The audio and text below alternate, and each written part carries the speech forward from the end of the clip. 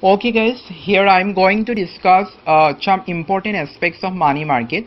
और यहाँ पे मैं वो डिस्कस नहीं करूँगा, कॉन्सेप्ट डिस्कस नहीं करूँगा, क्योंकि हम ऑलरेडी बहुत दूर आ चुका हूँ। तो इसीलिए हमको ऑलरेडी कॉन्सेप्ट पता है, क्योंकि कैश रिजर्व रेशियो क्या है, रेपो रेट क्या है, ये कॉन्सेप्ट पता है ऑलरेडी। ठीक है, बात इसीलिए मैं वो डिस्कस करूँगा। I will discuss only only those things where generally some words are use and using because of using some words generally हम कंफ्यूज हो जाता हूँ, तो मैं वही डिस्कस करूँगा। ओके, तो आरबीआई के पास हमेशा दो मेथड होता है, मनी सप्लाई कंट्रोल के लिए या क्रेडिट कंट्रोल के लिए। एक मेथड होता है डायरेक्ट मेथड और एक मेथड होता है इनडायरेक्ट मेथड। तो डायरेक्ट मेथड के अंदर को क्या क्या आएगा, cash reserve ratio CRR, SLR statutory liquidity ratio. और इनडायरेक्ट मेथड के अंदर क्या आएगा, bank rate, open market operation and liquidity adjustment facility. And liquidity adjustment facility के अंदर दो आएगा, एक है repo rate and other was reverse repo rate. Okay, तो अब हमारे सामने दो ऑप्शन है। दो ऑप्शन ये है कि cash till now no interest is given on cash reserve ratio. At present no interest is given on cash reserve ratio. Till now no interest is given on cash reserve ratio. अभी तक cash reserve ratio के ऊपर कोई भी interest नहीं दिया गया है। सांप्रतिक समय में फिलहाल कैश रिजर्व रेशियो के ऊपर कोई भी इंटरेस्ट नहीं दिया जाता है। कौन सा ऑप्शन चाहिए?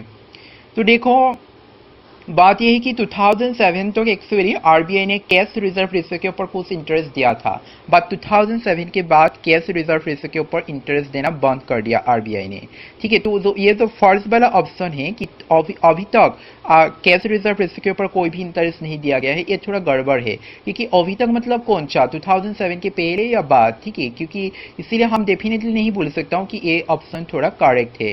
ठीक है, बट सेकेंड वाला ऑप्शन फिलहाल कैश रिजर्व रेशियो के ऊपर कोई भी इंटरेस्ट दिया नहीं जाता है, ये ऑप्शन करेक्ट है, क्योंकि अब कैश रिजर्व रेशियो के ऊपर आरबीआई कोई इंटरेस्ट नहीं देते हैं। ठीक है, तो another thing is that which of the following institution will be outside the purview of cash reserve ratio। नीचे जो दिया गया है फाइनेंशियल इंस्टीट्यूशन, उनमें से कौन सा कैश रिजर्व रेशियो के बाहर रहेगा। ठीक है, मतलब कौन सा फाइनेंशियल इंस्टीट्यूशन है जिसके ऊपर कैश रिजर्व रेशियो जिसके ऊपर जनरली लागू नहीं होगा। It is very important. Okay, we should know that which are the institutions that come under the purview of cash reserve ratio and which will not come under the purview of cash reserve which will not come under the purview of cash reserve ratio.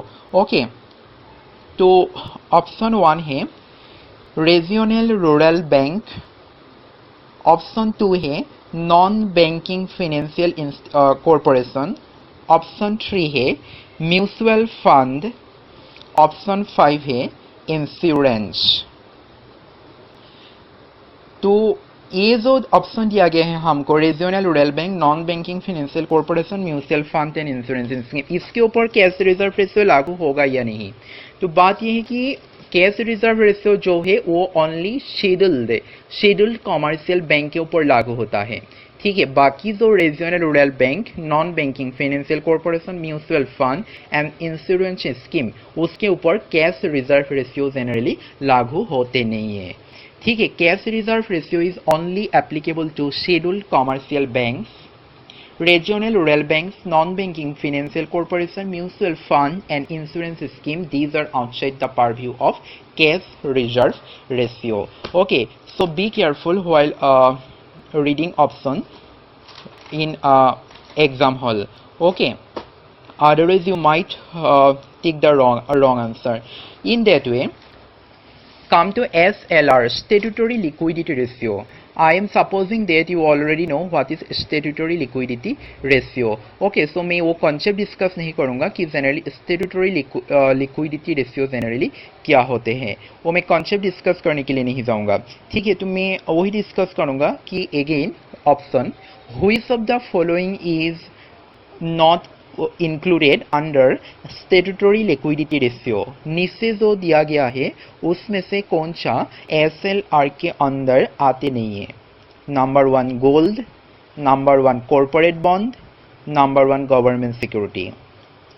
तो इसमें ये तीनों ही आएगा, gold, corporate bond, government security.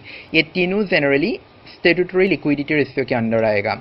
Okay, gold, corporate bond, government security, ये तीनों actually SLR statutory liquidity ratio के अंदर आएगा। समझ गया ना? तो इसमें कभी भी गलती मत करना। स्टेट्यूटरी लिक्विडिटी रेशियो मीन्स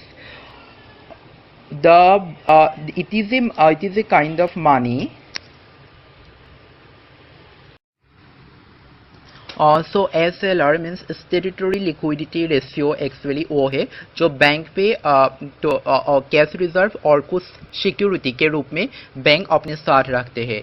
ठीक है, तो bank SLR is generally statutory liquidity is that part of the total deposit of a bank which it has to keep with itself in the form of cash reserve or in other security assets. Okay, it is SLR. Okay, and which of the following will not come under SLR? नीचे दिए गया कौन सा SLR के अंदर नहीं आएगा? मैं फिर से बोल रहा हूँ, gold, number 1 gold, number 2 corporate bond, number 3 treasury bill, number 4 government security.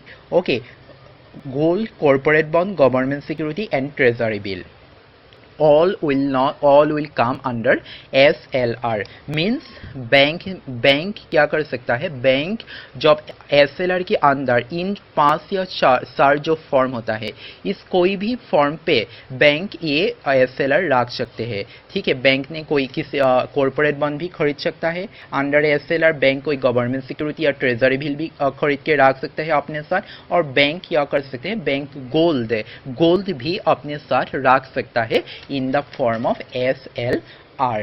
Okay, mind this thing. And it is said that SLR is actually basic principle of sound banking. It is a SLR statutory liquidity ratio is a basic principle of actually sound banking because it helps the banks to fall down against any defaulting loan. Okay, and besides this, it helps the banks at emergency time. Okay, mind this thing. So we have seen till now we have seen cash reserve ratio CRR and statutory liquidity ratio. Okay, now see what is net demand and time liability. Again हम option देखेंगे कि which of the following will not come under demand liability। तो नीचे जो दिया गया है उनमें से कौन सा डिमांड लाइबिलिटी के अंदर नहीं आएगा? ऑप्शन 1 है सेविंग्स अकाउंट, ऑप्शन 2 है करेंट अकाउंट, ऑप्शन 3 है demand draft. Demand the liability का मीन्स क्या होता है? डिमांड लाइबिलिटी का मीन्स ये होता है, बैंक जो भी कस्टमर चाहेगा तो बैंक उसको उसी टाइम पे बैंक ने कस्टमर को वो प्रोवाइड करना पड़ेगा। कस्टमर की डिमांड के अनुसार, कस्टमर के डिमांड के अकॉर्डिंग बैंक उनको वो प्रोवाइड करना पड़ेगा, वो है demand liability. And time liability वो होता है जो एक्चुअली एक फिक्स टाइम के लिए बैंक के साथ कस्टमर डिपॉजिट कराते हैं, उसके पहले यदि कस्टमर उसको विथड्रॉ करेगा तो उसके ऊपर एक क्या होगा? कॉम्पेंसेशन रेट लगेगा। ठीक है, तो डिमांड लाइबिलिटी का मतलब वो होता है जो बैंक कस्टमर के अकॉर्डिंग उनको किसी भी टाइम पे प्रोवाइड करना पड़ेगा, और टाइम लाइबिलिटी वो होता है जो बैंक के साथ कस्टमर एक फिक्स टाइम के लिए जनरली डिपॉजिट कराते हैं। तो कौन सा डिमांड लाइबिलिटी के अंदर नहीं आएगा? Savings account, current account, demand draft. Savings account, current account, demand draft, all will come under demand liability because these are those financial instruments under which whenever customer require money, bank has to provide it। आपके पास savings account है, आप जब चाहेगा तब तो पैसा निकाल सकते हैं, और बैंक ATM के जरिए या बैंक खुद ब्रांच आपको पैसा देना पड़ेगा। करंट अकाउंट भी ऐसा ही है और डिमांड ड्राफ्ट भी ऐसा ही है। ठीक है, but some kind of time liability के अंडर क्या आएगा? तो fix deposit, gold, cash certificate, these will come under time liability। सो यदि आपको पूछा जाएगा तो which of the following will not come under time liability, नीचे जो दिया गया है उसमें से कौन सा टाइम लाइबिलिटी के अंदर नहीं आएगा? fixed deposit, gold, cash certificate.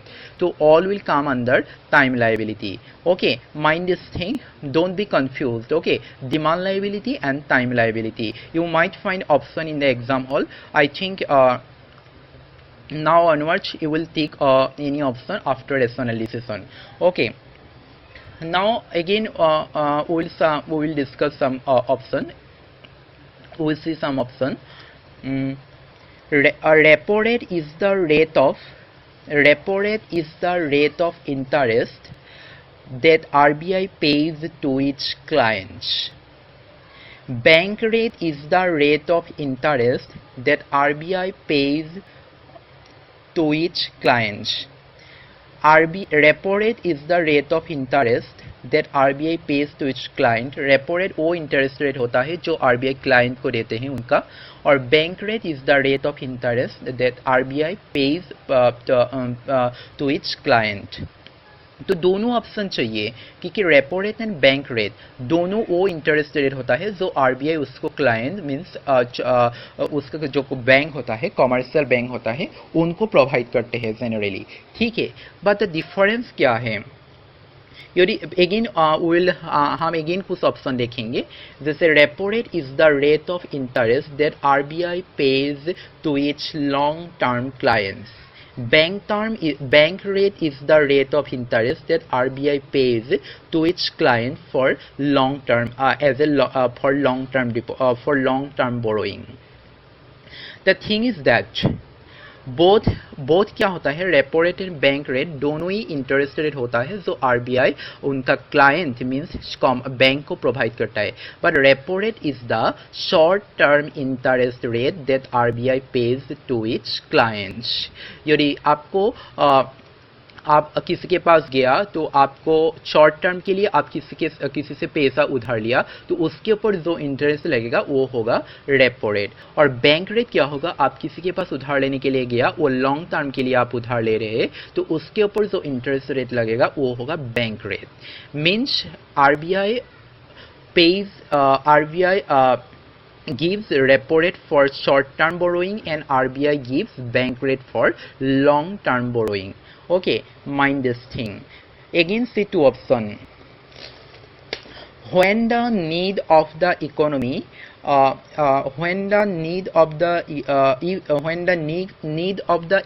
is to expand the credit, RBI will lose the bank rate or RBI will gain the bank rate. जब इकोनॉमी ऐसा कंडीशन में आ जाएगा कि इकोनॉमी को क्रेडिट का जरूरत होता है, इकोनॉमी को उसको अपग्रेड करने के लिए, okay, for the upgrading of economy उसको क्रेडिट का जरूरत होता है जनरली. ठीक है, तो what happen? RBI will gain the bank rate, RBI will lose the bank rate. That means what? RBI will have to increase the bank rate या RBI will have to decrease the bank rate. देखो, जब तक economy का condition ये हो गया कि बिना क्रेडिट से क्या होगा तो इकोनॉमी फॉल डाउन हो जाएगा, डाउनफॉल हो जाएगा. ठीक है, तो बैंक के पास भी पैसा नहीं है ज़्यादा उधार देने के लिए, ठीक है, लोगों को लोन देने के लिए, ठीक है, इकोनॉमी एक्सपेंड करने के लिए. तो बैंक ऑलरेडी किससे लेना पड़ेगा? RBI से पैसा लेना पड़ेगा. ठीक है, और RBI और ये एक टाइट मॉनेटरी पॉलिसी लेते हैं. ठीक है, RBI मतलब बहुत ज़्यादा इंटरेस्ट रेट से बैंक को दे रहा है, बैंक को पैसा दे रहा है. ठीक है, तो बाकी बैंक भी RBI से पैसा नहीं ले पाएगा तो क्या होगा, इकोनॉमी का कंडीशन और ज़्यादा खराब हो जाएगा. ठीक है, तो इसका मतलब ये है कि जब इकोनॉमी का नीड ऐसे हो जाता है कि इकोनॉमी को क्रेडिट चाहिए तो RBI will lose the bank rate. Okay, RBI will lose the bank rate when need of the economy is to expand credit. Okay, mind this thing. These are very important. जो ये जो little जो small चीज़ होता है ना, इसको हम हमेशा ध्यान में रखना चाहिए. ठीक है, तो उसके बाद अनदर कुछ ऑप्शन है LAF, liquidity adjustment facility and marginal. Again, we will discuss some options. liquid I already told you that what is liquidity adjustment facility और marginal standing facility। तो इसमें क्या होता है, ये दोनों एक ऐसा सिस्टम है जिसके अंदर बैंक का बहुत इमरजेंसी आ गया, ठीक है, तो उसको शॉर्ट टाइम पे कुछ मनी चाहिए था जो और कोई तरीका से उसको मैनेज करना बैंक के लिए मुश्किल है। तो ऐसा इमरजेंसी टाइम पे बैंक के क्या होता है, तो ये जो LAF होता है और MSF होता है, LAF लिक्विडिटी एडजस्टमेंट फैसिलिटी और MSF मार्जिनल स्टैंडिंग फैसिलिटी। तो इसके अंदर उस इमरजेंसी टाइम पे बैंक ने क्या करते हैं, तो जनरली RBI से बैंक उधार लेते हैं, ठीक है। But now option 1, L liquidity adjustment facility is available to only scheduled commercial bank. Marginal standing facility is available only to scheduled commercial bank. ये कौन सा ऑप्शन चाहिए? The liquidity adjustment facility only schedule commercial bank के लिए होता है और marginal standing facility only schedule commercial bank के लिए होता है। तो ऑप्शन ये है कि लिक्विडिटी एडजस्टमेंट फैसिलिटी जनरली कोई भी बैंक के लिए अप्लाई होता है, ठीक है, मतलब कोई भी बैंक इमरजेंसी टाइम पे RBI के अंडर RBI से पैसा उधार ले सकता है इमरजेंसी टाइम पे, ठीक है। बट MSF क्या होता है, मार्जिनल स्टैंडिंग फैसिलिटी क्या होता है, इसमें सिर्फ शेड्यूल कमर्शियल बैंक के लिए अप्लाई होता है।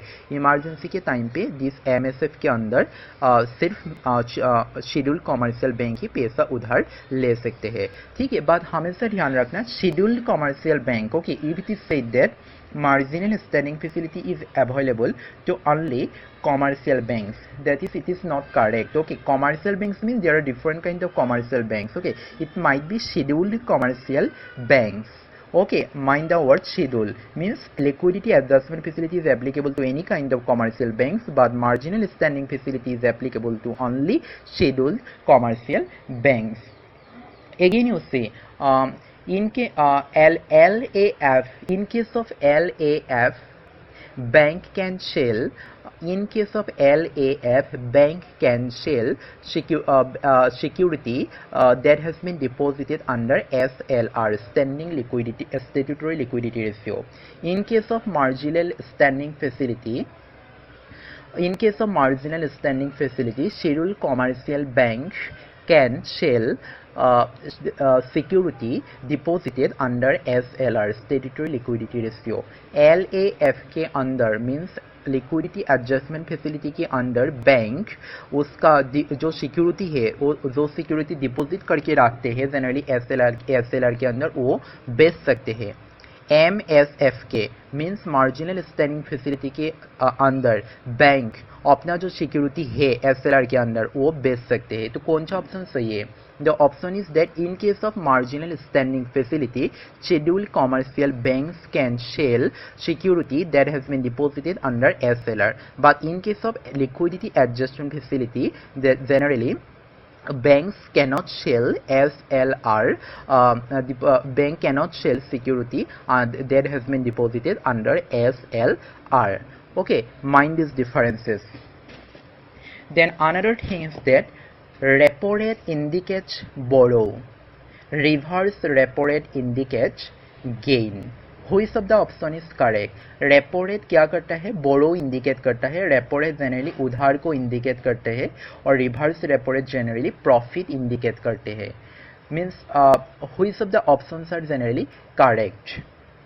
Not technically correct, but I'm giving these two options for the purpose of understanding. Repo rate क्या होता है, जो बैंक शॉर्ट टर्म के लिए बैंक को कुछ पैसा ज़रूरत होता है तो बैंक ने RBI से उधार लेते हैं और बैंक में क्या होते हैं, जो RBI ने बैंक उसमें एक जो इंटरेस्ट लगाते हैं उसको बोलता है repo rate. That means bank के पास पैसा कमी है, ठीक है, आज तुम्हारा पास पैसा नहीं है तो तुम किसी से शॉर्ट टर्म के लिए उधार लिया, तो जिनसे तुम उधार लोगी, जिस पर्सन से तुम उधार लोगी, तो उसने जो इंटरेस्ट रेट लगाएगा वो है रेपो रेट। रेपो रेट का मीन्स बोरो, तुम्हारे पास पैसा नहीं है इसलिए तुम किसी से उससे उधार लिया है, ठीक है। पर रिवर्स रेपो रेट क्या होता है, sometimes what happen, बैंक के पास कुछ पैसा एक्स्ट्रा हो जाता है, कुछ सिक्योरिटी एक्स्ट्रा हो जाता है, ठीक है, कुछ सिक्योरिटी बैंक के पास एक्स्ट्रा हो जाता है। तो वो क्या करते हैं, बैंक ने उस सिक्योरिटी को जनरली आरबीआई को बेच देते हैं और आरबीआई को बोलते हैं कि हम after some this we will buy this security. Okay, then उसके बाद उसके ऊपर जो इंटरेस्ट रेट लगाएगा आरबीआई ने, जो इंटरेस्ट देगा, ठीक है, एसबीआई ने आरबीआई के पास वो सिक्योरिटी बेचा, ठीक है, तो आरबीआई ने उसको जो पैसा देगा इंटरेस्ट लगा के, ठीक है, बैंक को, तो वो है रिवर्स रेपो रेट। तुम्हारे पास कुछ पैसा एक्स्ट्रा है, इसीलिए तुम किसी के पास जमा रखना चाहता है, ठीक है, और जिसके पास जमा रखेगा तुम वो तुमको जो इंटरेस्ट देगा वो है रिवर्स रेपो रेट। मीन तुम्हारा पास थोड़ा प्रॉफिट है, technically we cannot say that profit, but तुम्हारा पास थोड़ा एक्स्ट्रा पैसा है, ओके, इसलिए तुम उसके पास जमा रखा और वो तुमको इंटरेस्ट देगा। ये है reverse repo rate. Okay, now hope you have been able to differentiate the repo rate and reverse repo rate. Okay, repo rate is when bank borrows money from RBI. This short term, mind it is short term. Okay, repo rate is always short term and bank rate is always long term. Okay, when when SBI borrows money from RBI for short term, the interest given to the bank by RBI is called repo rate. Okay, and when actually when banks deposit some kind of security or money with RBI, the interest given by RBI on that deposit is security or deposit is called reverse repo rate. Okay, don't be confused, be very clear. Another option, bank rate, repo rate, reverse repo rate, reverse repo rate are applied to all clients of RBI. Bank rate, repo rate and reverse repo rate RBI का जो client है सबके लिए applicable होता है। Option 2, cash reserve ratio, statutory liquidity ratio are only applicable to only scheduled commercial banks. Applicable to only commercial banks. Which of the option is correct? तो mind that the bank rate, repo rate and reverse repo rate वो सबके लिए applicable होता है, चाहे वो commercial bank हो, चाहे या रीजनल रूरल बैंक हो, चाहे या कोई और अदर फिनेंशियल इंस्टीट्यूशन हो, ठीक है। I already told you, repo rate, reverse repo rate and bank rate, these are applicable to all the clients of RBI. Okay, but cash reserve ratio and statutory liquidity ratio are applicable only to commercial banks. But here UCO banks include होता है commercial bank का under cash reserve ratio and FLR के under UCO bank आ जाएगा, but regional rural bank नहीं आएगा, ठीक है। तो माइंड दिस डिफरेंसेस, कौन क्या किसके लिए एप्लीकेबल होगा, क्या किसके लिए एप्लीकेबल नहीं होगा, कौन सा शॉर्ट टर्म के लिए है, कौन सा इंटरेस्ट शॉर्ट टर्म के लिए है और कौन सा इंटरेस्ट लॉन्ग टर्म के लिए है, किस में कॉमर्शियल बैंक इन्वॉल्व होगा, किस में कॉमर्शियल बैंक इन्वॉल्व नहीं होगा। मैं फिर से एक बार बता रहा हूँ, जो कैश रिजर्व रेशियो होता है वो cash reserve ratio and statutory liquidity ratio वो क्या होता है, वो जनरली कॉमर्शियल बैंक के लिए एप्लीकेबल होता है। Regional rural bank, non banking financial corporation, mutual fund and insurance के लिए वो एप्लीकेबल जनरली होता नहीं है। रेपो रेट क्या होता है, वो शॉर्ट टर्म इंटरेस्ट रेट होता है, और बैंक रेट क्या होता है, वो लॉन्ग टर्म इंटरेस्ट रेट होता है। जब इकोनॉमी का ज़रूरत होता है, जब ये ज़रूरत होता है कि इकोनॉमी को उधार चाहिए, उधार के जरिए इकोनॉमी को हमको ऊपर ले जाना है, तो बैंक रेट क्या करना पड़ेगा, आरबीआई ने बैंक रेट को कम करना पड़ेगा, ठीक है। When the need of the economy is to expand credit, then RBI has to increase the bank rate. Okay, then another thing is that demand liability के अंडर क्या क्या आएगा, डिमांड लाइबिलिटी के अंडर टाइम सेविंग्स अकाउंट आएगा, demand draft आएगा and current account आएगा, और time liability के अंडर क्या क्या आएगा, fix deposit, gold, cash certificate, ये सब आएगा। एंड एसएलआर के अंडर क्या क्या आएगा, और एसएलआर के अंडर आएगा all the means gold, corporate bond, government security, treasury bill, all will come under SLR. Okay, then liquidity adjustment facility क्या होता है, वो एक इमरजेंसी तरीका होता है जिसमें बैंक ने क्या होता है, अपना इमरजेंसी कुछ नीड हो गया, मतलब शॉर्ट टर्म मनी सप्लाई के लिए होता है LAF एंड MSF। ओके, पर LAF के अंदर क्या होता है, ये हर बैंक के लिए एप्लीकेबल होता है, but MSF only schedule commercial bank के लिए एप्लीकेबल होता है। NLAF के अंडर बैंक ने अपना शेड्यूल कमर्शियल बैंक ने अपना जो SLR कोता है वो बेच नहीं सकता है, ठीक है। बट MSF के अंडर बैंक ने अपना जो कोता है SLR कोता है, शेड्यूल कमर्शियल बैंक का जो SLR कोता है वो जनरली उन लोगों ने बेच सकता है, ठीक है।